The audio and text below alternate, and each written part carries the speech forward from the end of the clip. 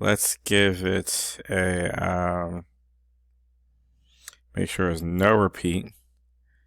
Let's turn on parallax scrolling.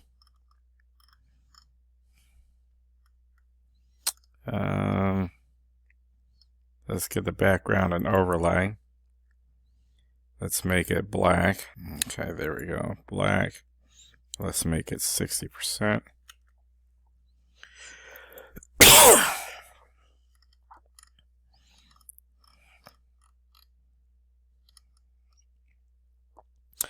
Actually, let's make the overlay mahogany and see how that looks. There's me playing with the parallax.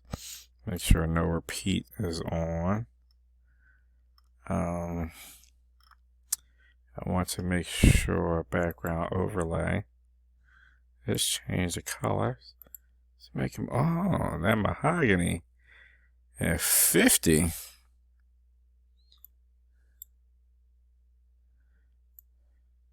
Looked good. Let's say it's about 35.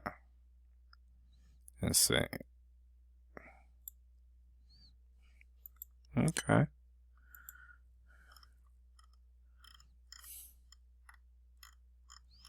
Let's take the lower.